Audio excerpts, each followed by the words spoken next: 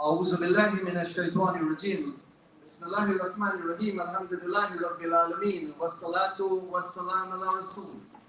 Praises and glorification are due to our Supreme Creator Allah subhanahu wa ta'ala.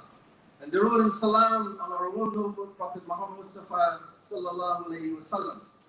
On this blessed day of Jumu'ah, we ask Allah to bless us because it is Allah who has caused us to be here. And we ask Allah to put light in the graves of our parents and grandparents and our loved ones who have gone before us. Today we make special dua for Brother Naeem out of Florida, who is a nephew of our good supporter here, Brother Wazir. Janazah is today, the young brother passed away in Florida. We also make dua for 26-year-old Umar Haq, who passed away last week, and Janazah was last Sunday out in Florida. We make dua for his grandparents, Qayyum Haq, and all the members of the Haq family.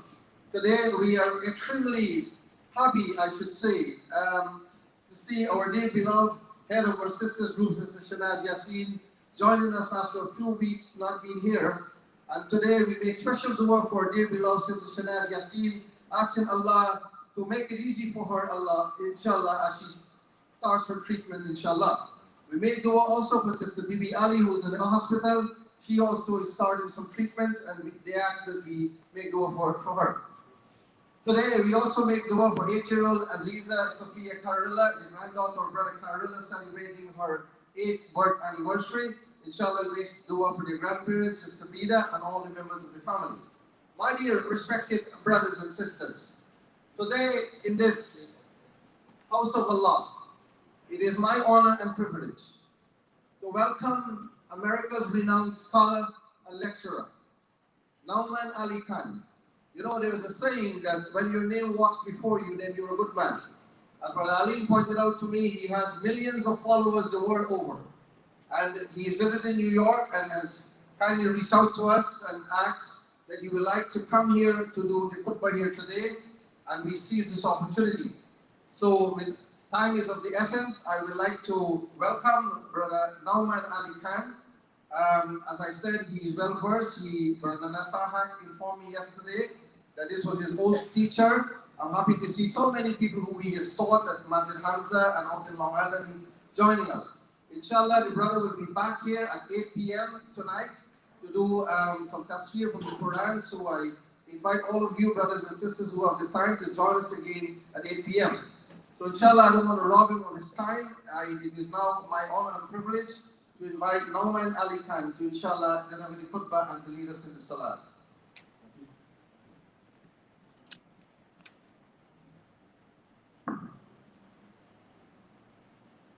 Assalamu alaikum. Allahu Akbar, Allahu Akbar, Allahu Akbar. Ashhadu an la ilaha illallah. Ashhadu an la ilaha illallah. Ashhadu anna Muhammadan Rasulullah. Ashhadu anna Muhammadan Rasulullah.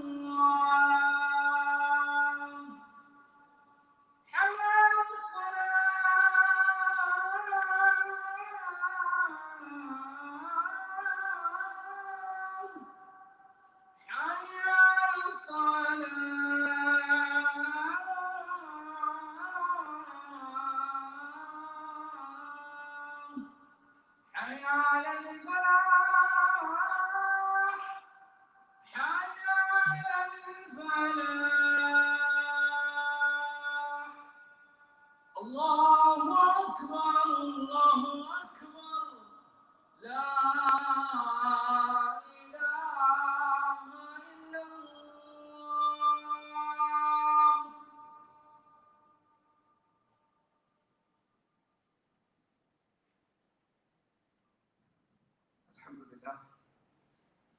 الحمد لله خالق الوجود من العدم وجاعل اللول من الظلم ومخرج الصبر من الألم وملقي التوبة على الندم فنشكره على المصائب كما نشكره على النعم، ونصلي على رسوله الأكرم بالشرف الأشم والنور الأتم والكتاب المحكم وكمال النبيين والخاتم سيد ولد آدم الذي بشر به عيسى بن مريم ودعا لبعثته إبراهيم عليه السلام حين كان يرفع قواعد بيت الله المحرم.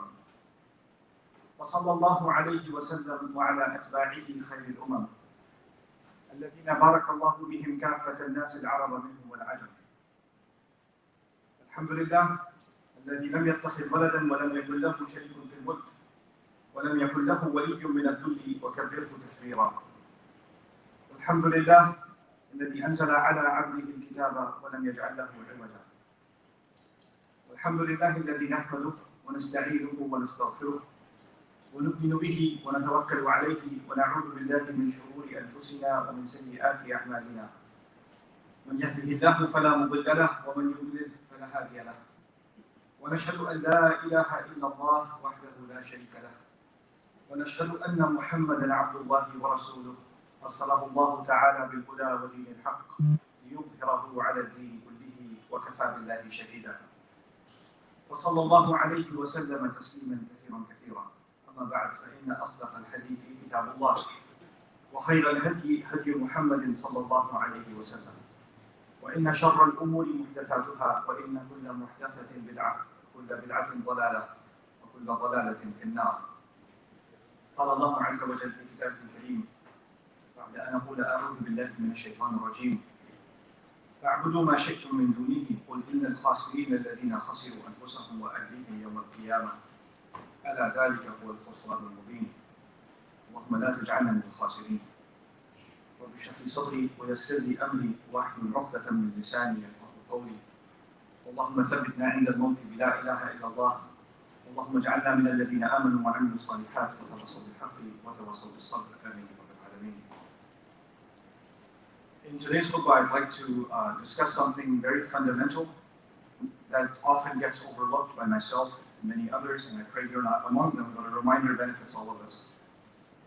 Allah Azza wa Jal, on many occasions in the Quran, recorded the instructions given to the Prophet ﷺ in what to deliver to the Meccans especially. So 2/3 of the Quran that was revealed in Mecca was a conversation with those who were opposing or rejecting the call of one God, and they were accustomed to worshipping many gods, or the idea of multiple gods was completely acceptable to them. And of course, this is a battle between Tawheed and Shirk, and you've known that since since childhood. For those of you that are born and raised in a Muslim family, this is not something new. But there's a dimension of that that's very important to understand. Why did the Quraysh have such a problem with this Tawheed, even though it made sense to them? In fact, it made so much sense to them that when Allah Azza wa Jalla even quoted them, that they agree with it. So actually, وَلَئِنْ سَأَلْتَهُمْ مَنْ خَلَقَ السَّمَاوَاتِ وَالْأَرْضِ لَيَقُولُنَّ اللَّهُ. If you were to ask them who created the skies and the earth, they will absolutely say, without any shadow of a doubt, Allah. So why in the world are you worshipping idols? It seems like a completely logical contradiction. How can you agree with that and yet also engage in shirk? There's a deeper reality to that shirk. It's not just because they're idiots. It's not just because they're not very intelligent. And it's not just because their fathers did it. That's one of the reasons. One of the reasons is it's the heritage. It's been passed along. But there are other reasons why this is being done. And they have to be understood, and the Quran alludes to them, points them out. You see, Mecca is in the middle of the Hijazi desert. And on the one side, you've got, as you travel far enough, you get to Yemen, and you get to the coast. And on the other side, you get to Syria, and you get to the coast.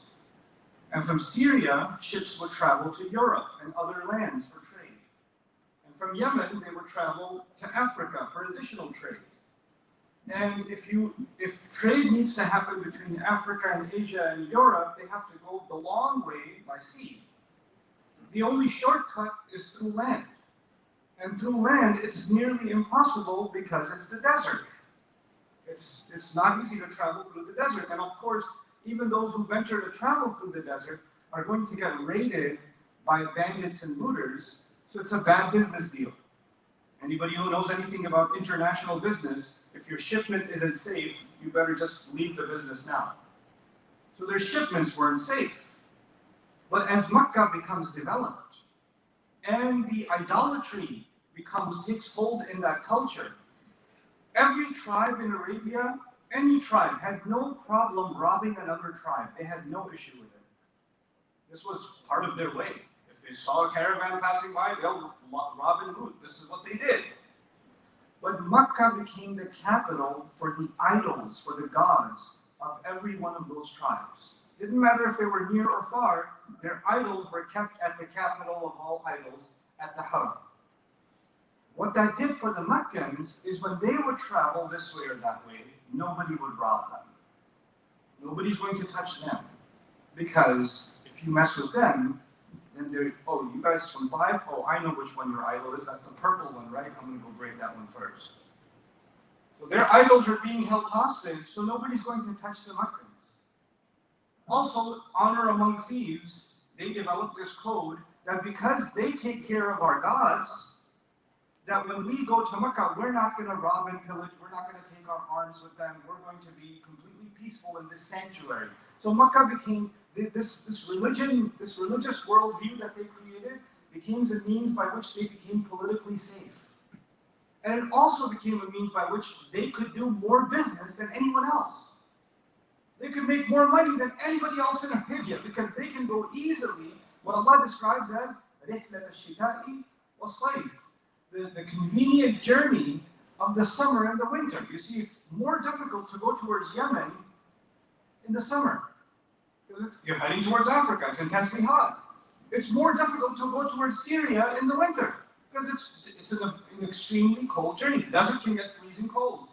So the convenient thing to do is head towards Syria in the summer and head towards Yemen in the winter. You'll get a mild winter over there. You'll get a mild summer over here. The best of all weathers. But you know what? Nobody else would dare to do that because that's the best time to get robbed. In fact, the only time people would travel to do trade is when the weather would be so bad that they would know that the robber would rather die. He's going to die waiting for me to show up, so they're not going to rob me now. So they would go in excruciating conditions to do their trade because that was the only safety that they had. But the Quraysh could enjoy the best of the seasons and a constant trade. They're buying, picking things up, import, export, right? They're picking things up from this end, going over to the other end, selling it on that end with a margin, then making that money, buying more goods, coming back here, back and forth.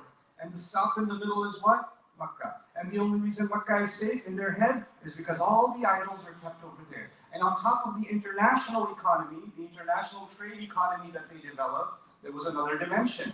All of the tribes of Arabia, when they had this religious fervor that they want to show respect to their gods, you know, even in any idol-worshipping religion, you have to go show respect to the temple. You have to go and pay your visit, and you have to give some charity, you have to do, you know, show your regards, your devotion. And so all of the Arabs at one point or another would come visit their gods in Makkah. And so that became the religious tourism industry.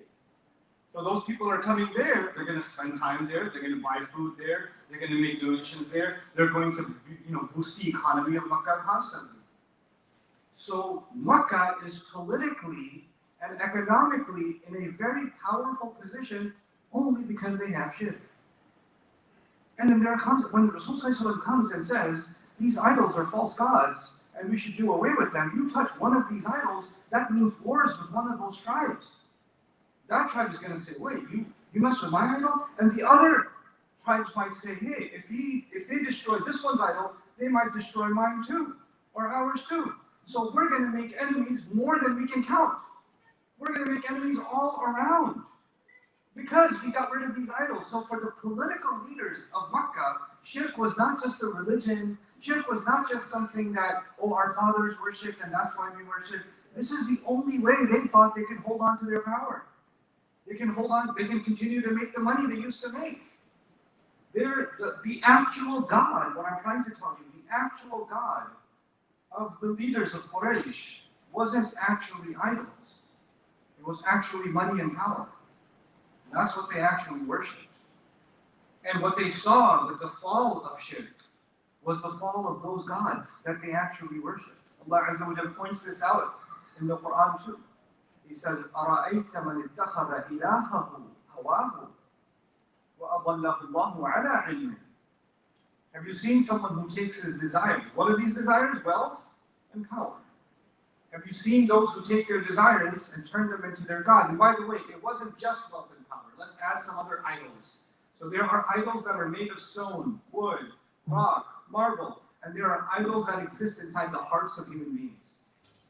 And one of those idols that an additional idol, in addition to money and power, was status. They enjoyed elite status in Makkah. People looked up to them. People gave them reverence. People revered them. People considered them holy and sacred, better than themselves.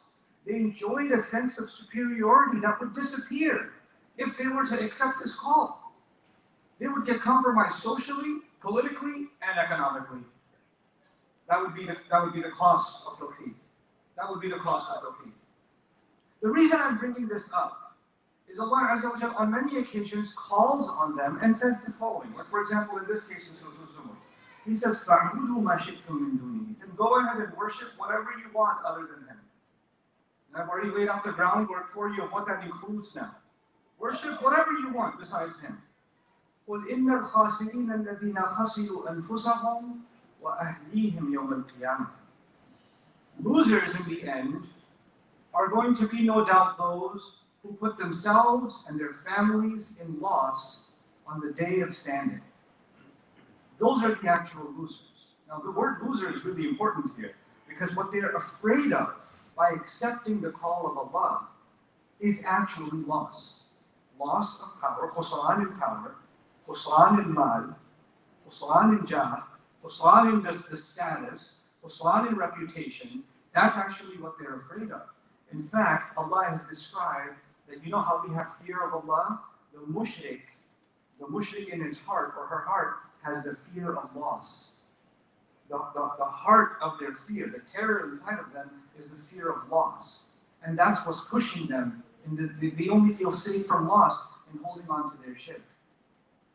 And Allah Azza wa Jalla points out that you think this is loss. Real loss is the fact that you, by holding on to what you think is safety, money, power, status, by holding on to these things and leaving Allah behind, what you think is giving you and your family safety and success is the only reason you and your families are throwing yourselves and your families in loss. So he says, إِنَّ الْخَاسِرِينَ الَّذِينَ خَسِرُوا أَنفُسَهُمْ وَأَهْلِيهِمْ يَوْمَ الْقِيَامَةِ.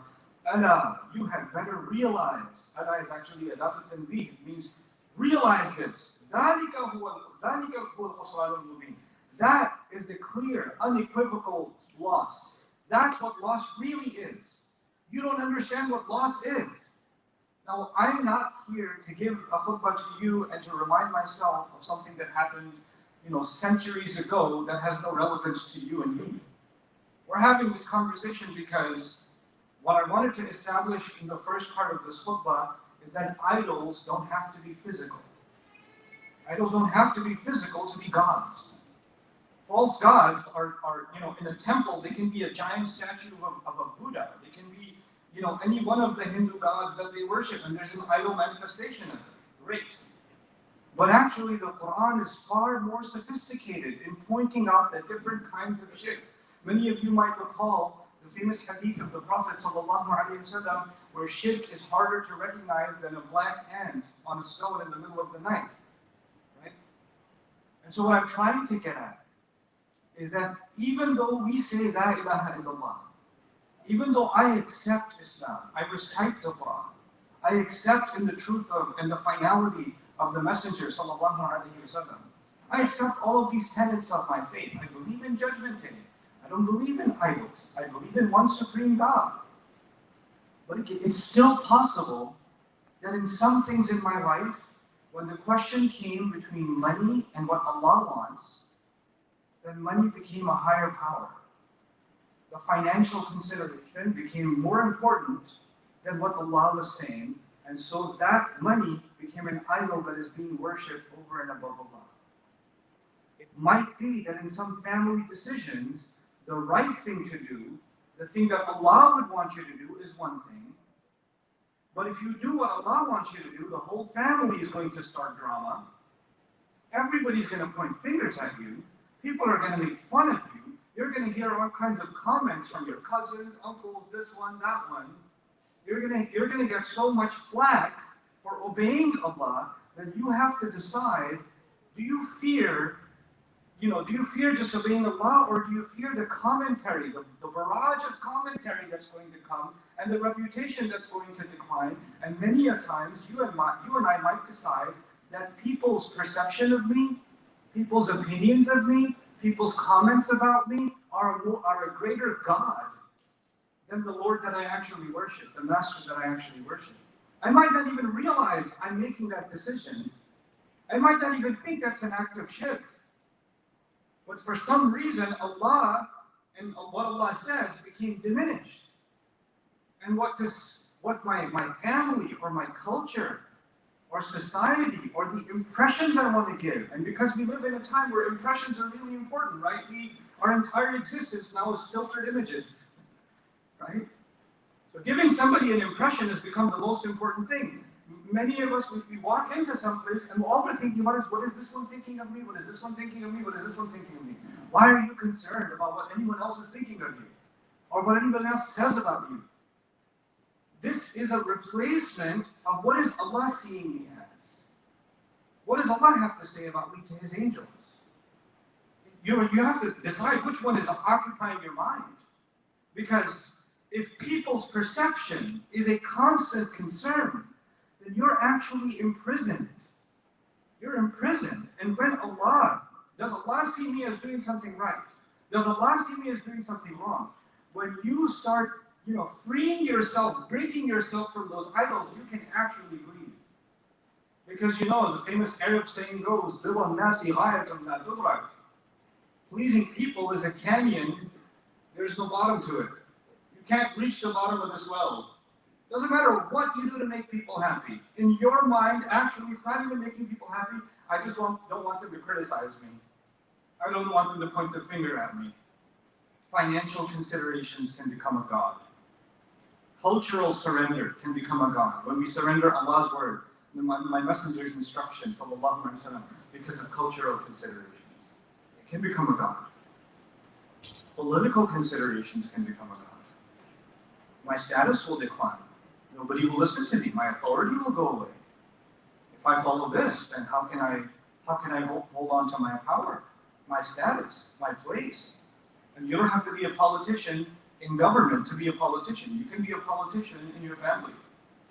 You can be a political uncle with the rest of your brothers and cousins and nephews and nieces. Politics happens everywhere. It's a quest for control and power and dominance that happens in an office. It happens in a family, it can happen in government, but when those considerations override what Allah and His Messenger are saying, look at how Allah frees us from this. So He says, go ahead, worship whatever you want. In other words, saying, worship whatever you want. You're running yourselves and your families into loss. Go ahead. You want to destroy yourselves? Go ahead. And so in these same ayat, right before this, قُلْ إِنِّي أُمِرْتُ أَنْ أَعْبُدَ اللَّهَ مُخْلِصًا لَهُ الدِّينَ. Tell them, I have been commanded to worship Allah, to enslave myself to Allah, sincerely making decisions for His purpose. Deen is the set of decisions we make in our life. Deen actually doesn't just mean religion, it comes from the Arabic expression, the way you deal with others is how you will be dealt with. Dealings is actually called deen also. Okay? The day of judgment is where all the dealings will be finalized. That's one of the meanings of the day of deen. So when he says, مُخْلِصًا لَهُ الدِّينَ, he's actually telling, the messenger is commanded to say, everything I do, I first of all make it sincere, that all of my dealings are sincerely and purely with Him as my consideration. I'm not thinking about the social consequences of what I'm going to say, or the political consequences, or the economic consequences. I'm not thinking about that. I'm just thinking, is this true to my Rabb or not? That's it. Every one of my dealings is based on this. Is based on this. And when that happens, it's interesting, they were afraid. The Quraysh, let's go back to the Quraysh as we end this khutbah. The Quraysh were afraid if they get rid of the idols, politically, socially, economically, they're done. They're done. Allah responds to this thinking in Surah Al-Ankabut. And He says, أَوَلَمْ يَرَوْا أَنَّا جَعَلْنَا حَرَمًا آمِنًا يَتَخَطَّفُ النَّاسُ مِنْ حَوْلِهِمْ. You know, He says, didn't they realize, didn't they see that we're the ones that made the haram safe? Not their political gain. We're the ones who made it safe. Where people get snatched up all around them. Everybody else is robbing and pillaging. They get to be safe. They didn't realize, they thought their idols were doing this. And Allah says, no, it was I who was doing this all along. أَفَبِالْبَاطِلِ يُؤْمِنُونَ وَبِنِعْمَةِ اللَّهِ كَافِرُونَ. They're going to believe in this falsehood and they will deny the favor of Allah on them. And what is that favor of Allah? That thousands of years before they enjoyed this position, there was a man who stood in that desert, who prayed that make this land safe and give its people all kinds of fruit. That was Ibrahim alayhi salam. And Allah answered the dua of Ibrahim alayhi salam, allowing those people to flourish the way they did. You're not flourishing because you have these idols and these political alliances and the trade between the East and the West. You are flourishing because Allah accepted the dua of Ibrahim alayhi salam as he was building the Kaaba. That's why you're flourishing. Which is why in the short surah that many of you know, when he says, إِلَافِهِمْ رِحْلَةَ الشِّتَاءِ وَالصَّيْفِ, their convenience, they get to travel east and west, summer and winter, whenever they want to go. Nobody robs them. They get to enjoy political, social, and economic superiority. Then what should they do as a result? فَلْيَعْبُدُوا رَبَّ هَذَا الْبَيْتِ. Then they should enslave themselves to the master of this house instead of putting false masters around it. They should be worshipping the masters of this house. Meaning the Kaaba was built by Ibrahim alayhi salam, and it's the blessings of that construction and that dua that you're actually enjoying. Not this false perception. What you and I learn from that is, when you are enjoying some position in life, respect from people, money, you know, you're enjoying some authority, some position. When you and I are enjoying those things and we think they are a result of our strategy or because of the haram business that we started that flourished, or the violation of Allah's messenger that we engaged in our family. That's why the family looks up to us, etc., etc. Our reputation comes from being, you know, some people say, we have a good standing in the community because we're more modern than everybody else. And modern just really means we mock Allah's deen. We don't care for Allah's deen. That's why we have a good standing in our family. And you start thinking that we have this position because of what we've done. And Allah takes a step back and says, actually, you have this position because of something happened thousands of years ago.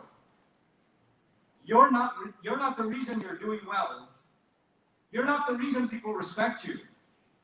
And Shaitan is pretty good at coming and making you believe in falsehood. They believe in batil, they believe in falsehood. What falsehood? That if I do the right thing, all of this will go away. All of this will go away. Allah says about the people of the book before us, He says,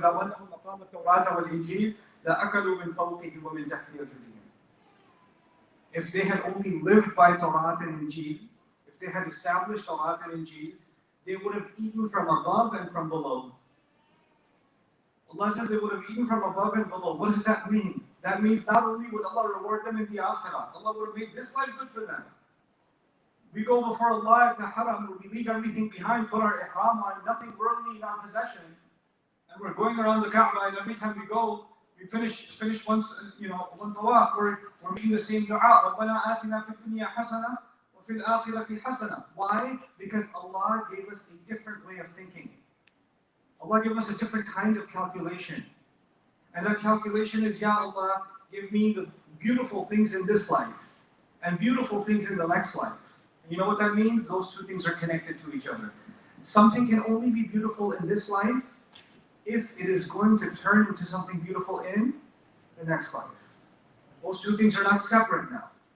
You can't say, this life's got to be good, we'll deal with the next life later. Everything in this life is connected to everything in the next life. Every meal I take, every dollar I earn, every word that comes out of my mouth, everything I expose myself to, the company I keep, all of it is part of the hasana in this world, if and only if it's going to lead to hasana in the akhirah.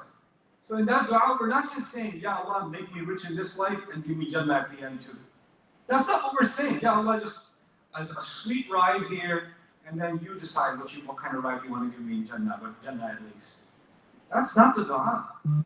The dua you and I are making is beautify this life for me in that I stay within your obedience so that even as I enjoy the good of this life, everything I do enjoy is also building my akhirah at the same time. It's not ruining it. It's not destroying my next life. And so here, when Allah says, this is what I'll conclude with where I started in this ayah, in Surah Al-Zumar.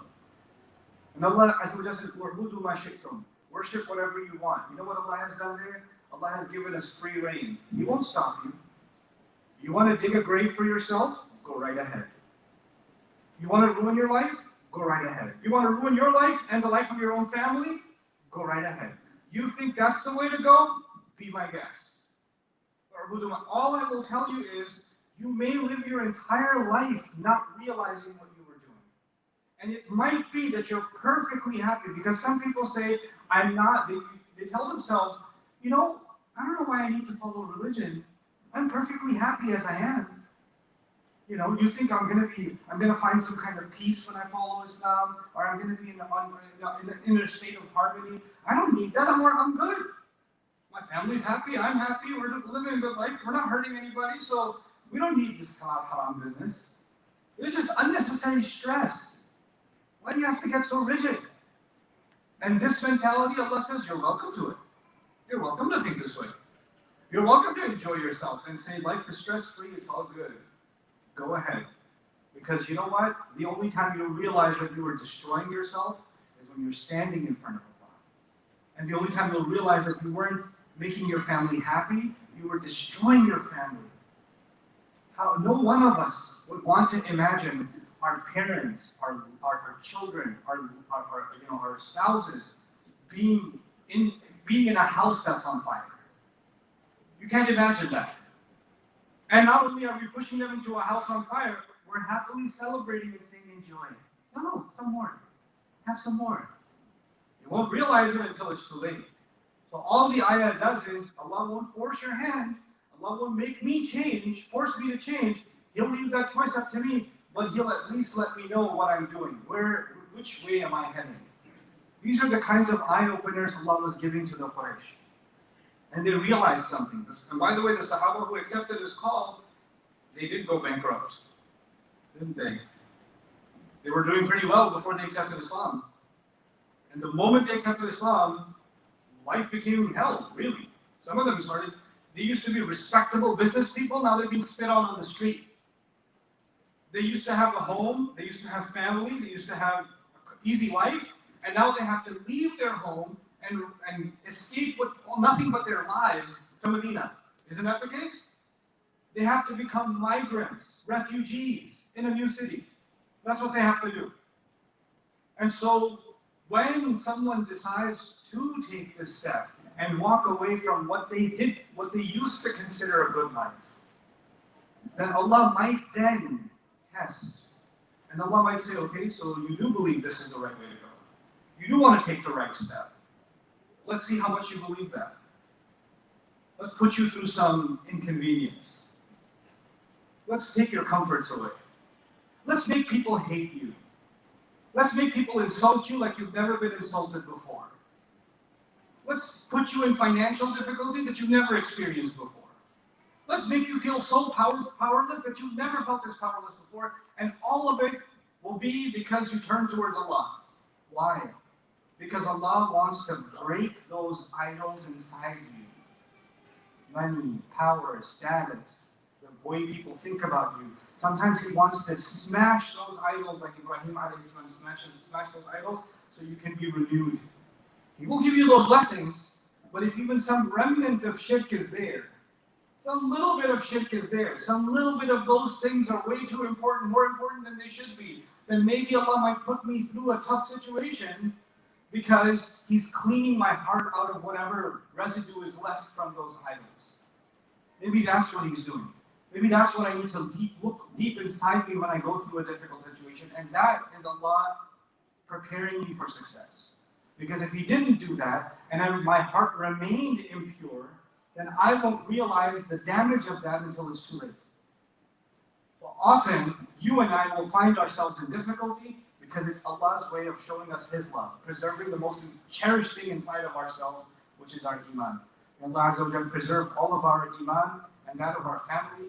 May Allah not make us of those people that put themselves and their families in loss. May Allah Azza wa Jal help us recognize not only the obvious idols that we must never worship, but even the secret ones that may lie deep inside of our hearts. And may Allah Azza wa Jal give us an ability to take an honest, deep look at ourselves before anyone else does.